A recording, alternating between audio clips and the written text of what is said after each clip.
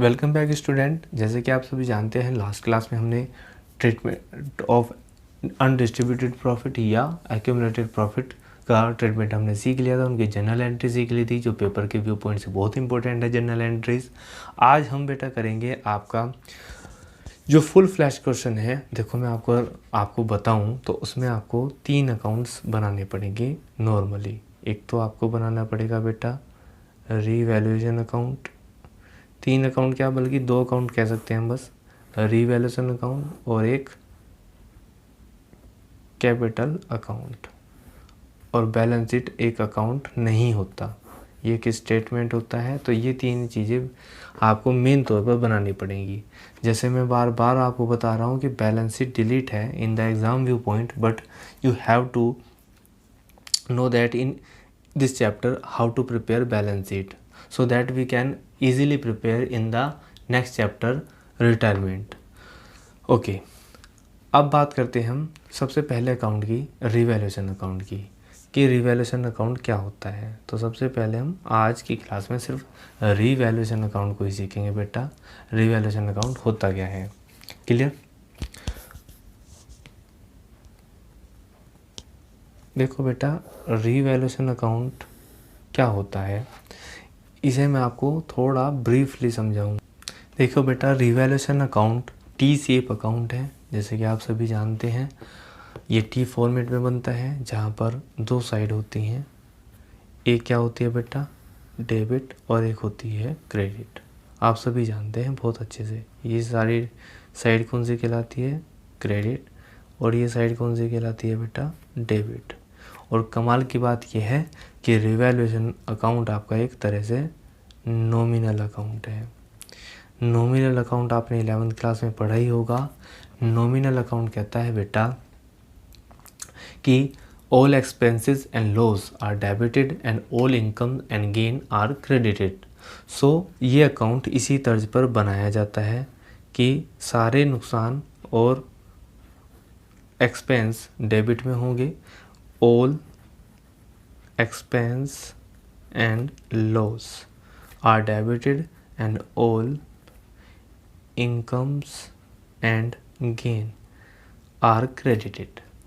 तो क्या revaluation account बनाते समय आपको कुछ खर्चे होंगे आपके, या फिर जब कोई पार्टनर एडमिट होगा क्या आपको कोई इनकम्स होंगी या कुछ आपको गेन होगा डायरेक्टली, और होगा तो क्या वो प्रॉफिट एंड लॉस अकाउंट में नहीं जाएगा? नहीं बेटा, ऐसा नहीं होता। अगर कोई भी लॉस या प्रॉफिट होता है, जाहिर सी बात है एक्सपेंस होता है, वो आपका प्रॉफिट एंड लॉस अकाउंट में ही जाएगा। लेकिन रिवैल्यूएशन अकाउंट का आपको मीनिंग समझना पड़ेगा, इसमें कौन से लॉस आते हैं या कौन से गेन आते हैं in the sense of nominal account के थ्रू। देखो बेटा, रिवैल्यूएशन का मतलब होता है रीवैल्यूएट कर देना, एक तरह से वैल्यू को दोबारा से हिंदी में अगर मैं एग्जैक्ट मीनिंग बोलूँ रिवैल्यूएशन का, तो पुनर्मूल्यांकन अकाउंट होता है। पुनर्मूल्यांकन, दोबारा से किसी चीज़ का मूल्यांकन करना, रिवैल्यूएशन करना, दोबारा से किसी चीज़ की वैल्यू निकालना। कब निकालना? किसी के एडमिशन के टाइम पे। जैसे मैंने आपको बताया था, जब भी एडमिशन होता है, change in profit sharing ratio होता है, रिटायरमेंट होता है, इवन दो डेथ भी होती है किसी पार्टनर की, तो फर्म का रिकंस्टिट्यूशन होता है। तो उस फर्म का रिकंस्टिट्यूशन करते हुए जो भी लॉस हुए हैं या जो भी कोई आपको गेन हुए हैं, वो रिकॉर्ड करे जाते हैं रिवैल्यूएशन अकाउंट में। क्लियर? अच्छा, ये सर किस प्रकार के लॉस या गेन हो सकते हैं? ये इस प्रकार के हो सकते हैं बेटा, सपोज करो ए और बी 2 पार्टनर हैं और इन्होंने सी को एडमिट कर दिया, और सी क्या हो गया, एक तरह से न्यू पार्टनर। क्लियर? ये एक तरह से न्यू पार्टनर हो गया आपका। अब बात समझने वाली आपके लिए ये होगी कि जब सी को एडमिट करा तो इस टाइम पे हम सारी एसेट्स का और लाइबिलिटीज़ का रीवैल्यूएशन करेंगे, पुनर्मूल्यांकन करेंगे। और जैसे ही हम रीवैल्यूएशन करेंगे तो हम पाएंगे कुछ फ़ायदे भी हो सकते हैं हमें और कुछ नुकसान भी हो सकते हैं। तो इसके एडमिशन से पहले ही हम ये सारे लॉस और गेन निकाल लेंगे इस अकाउंट के थ्रू। तो किस तरीके से हो सकते हैं बेटा? देखो, बहुत ही शॉर्टकट ट्रिक बता रहा हूँ मैं आपको। देखो यहाँ पर देखो, अगर मैं कहूँ किस तरीके के एग्जाम्पल के थ्रू समझाता हूँ बेटा मैं। अगर मैं कहूँ पुरानी आपके पास एक मशीन थी बेटा, जो आपने बाउट की थी पुराने टाइम पे 1 लाख की, कितने की, 1 लाख रुपए की। लेकिन जब सी एडमिट हुआ 2 साल बाद, after 2 years when the C is admitted, you have find that the machine will decrease by 10,000। Machine जो है 10,000 रुपये से घट गई। इसका मतलब इस मशीन की आज मार्केट वैल्यू 90,000 है। तो अब बताओ, जो मशीन पहले 1 लाख रुपए की थी, आज बाज़ार में उसकी वैल्यू 90,000 रुपये है, तो आपको फ़ायदा हुआ या नुकसान? आप कहोगे सर नुकसान हो गया, दैट मीन्स लॉस हो गया। तो इसी तरह से जब एसेट्स का रीवैल्यूएशन होता है तो आपको फ़ायदा भी हो सकता है और नुकसान भी। तो यही नुकसान जो 10,000 रुपये का नुकसान हुआ, ये यहाँ पर जाएगा।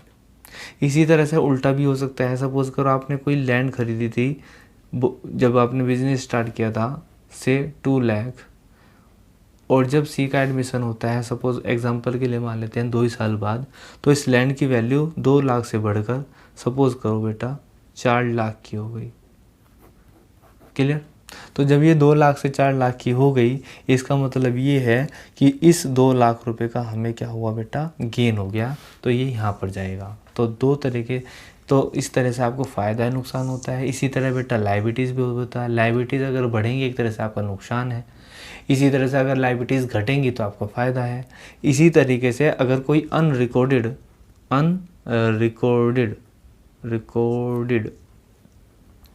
लायबिलिटीज़ आएगी तो आपका नुकसान है, और कोई अनरिकॉर्डेड एसेट्स मिल जाएगी तो आपका फ़ायदा है। क्लियर? तो पता चल गया होगा आपको, आई थिंक। कुछ एक्सपेंस की बात करते हैं बेटा। जैसे कि मैंने आपको बताया कि कुछ एक्सपेंस भी हो सकते हैं। तो एक्सपेंस क्या हो सकते हैं कि रीवैल्यूएशन करने में अगर कोई खर्चा आता है तो वो डेबिट होगा। ठीक है बेटा? तो बस नॉर्मली यही होता है आपका रीवैल्यूएशन अकाउंट। ज़्यादा करेंगे हम इस क्वेश्चन के थ्रू समझेंगे। बस आपको इतना ही समझना है, सारे नुकसान और सारे फ़ायदे, सारे खर्चे और सारे इनकम्स, ये नॉर्मली डेबिट और क्रेडिट होता है रेस्पेक्टिवली। दूसरी बात आपको ध्यान रखना है, अनरिकॉर्डेड लायबिलिटीज़। अगर कोई लायबिलिटी नहीं पता थी या हमने बुक्स में रिकॉर्ड नहीं कर रखी थी और अब पता चल जाए एडजस्टमेंट के थ्रू कि अब इसको रिकॉर्ड करनी है, तो बेटा वो भी आपका एक तरह से नुकसान है। कैसे सर? देखो बेटा, एक ए था जो हमारा क्रेडिटर्स था, उसे हमें 5,000 रुपये देने थे। हमें अपने बुक्स के थ्रू ये पता है, लेकिन ध्यान से देखा हमने बाद में, हमने अपने अकाउंट्स देखे तो हमें पता चला हमें उसके 5,000 रुपये नहीं बल्कि 6,000 रुपये देने हैं। तो आप देख सकते हैं लायबिलिटी 5,000 से बढ़कर आपके पास कितने की होगी, 6,000 रुपये की। तो जो 1,000 रुपये की लायबिलिटीज़ आप पे बढ़ी है, इसको भी आप एक तरह से अनरिकॉर्डेड लायबिलिटी कंसीडर करोगे और ये एक तरह से आपका नुकसान ही है। तो इसलिए आपको इसको डेबिट करते हैं। इसी तरह अगर आपको कोई एसेट्स पता चल जाए, एसेट्स से कैसे पता चल जाए? सपोज करो आपके बुक्स में जो पुरानी बुक्स थी आपकी, यानी कि बैलेंस शीट थी, उसमें कोई कंप्यूटर आपने रिकॉर्ड नहीं कर रखा कि एक हमारे पास कंप्यूटर भी है, से 1 लाख का सिस्टम है, और अब आपको पता चल जाए कि आपके पास वो कंप्यूटर है, यानी कि अब आपको उसको रिकॉर्ड करना है, तो आपकी एसेट्स क्या होने वाली, फाइनली आपकी एसेट्स इंक्रीज़ होने वाली हैं। जब आपकी एसेट्स इंक्रीज़ होंगी तो आपका फ़ायदा होगा, तो फ़ायदा होगा तो क्रेडिट साइड लिखेंगे रिवैल्यूएशन अकाउंट की। तो बेसिकली बेटा यही रिवैल्यूएशन अकाउंट है। बात करते हैं हम रिवैल्यूएशन अकाउंट, मैंने आपको बनाना सिखा दिया, क्वेश्चन के थ्रू ज़्यादा समझेंगे। Capital account you know already, ये आप जानते ही ऑलरेडी। बात आती है बैलेंस शीट। तो बैलेंस शीट कैसे बनाओगे बेटा? बैलेंस शीट बहुत ही आसान होगा बनाना। वैसे जब ये क्वेश्चन करेंगे मैं बैलेंस शीट भी सिखाऊंगा आपको। बैलेंस शीट बेटा इतनी आसान होगी कि बैलेंस शीट में आप सेम एज बिफोर बना देंगे, यानी कि जैसे पहली बनी है पुरानी बुक में आपको क्वेश्चन में दी हुई है, ऐसे ही बनाएंगे। बस क्या करेंगे, प्लस माइनस करके बनाएंगे, इधर भी प्लस माइनस। ये सर प्लस माइनस क्या है?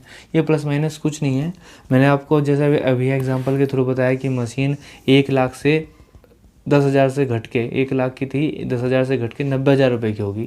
तो जाहिर सी बात है पुरानी बैलेंस शीट में कितने की मिलेगी, 1 लाख की। तो यहाँ पर जो आपको मशीन दिखानी है वो आपको घटा के दिखानी है, यानी कि यहाँ पे आपको 90,000 की दिखानी है बेटा। तो यहाँ पर आप रीवैल्यूएड वैल्यू दिखाएंगे, नई वैल्यूज़ दिखाएंगे, न्यू वैल्यूज़ दिखानी है शॉर्टकट में कहूँ तो। ये ऐसे आपकी बैलेंस शीट बन जाएंगी। एक आप कैश पे ध्यान रखेंगे कि कैश जितना गया वो माइनस कर देंगे, कैश जितना है वो प्लस कर देंगे। तो मिलते हैं एक नए क्वेश्चंस के साथ, बिल्कुल फुल फ्लैश क्वेश्चन के थ्रू और एक नई क्लास में। तब तक के लिए टेक केयर। जय हिंद, जय भारत।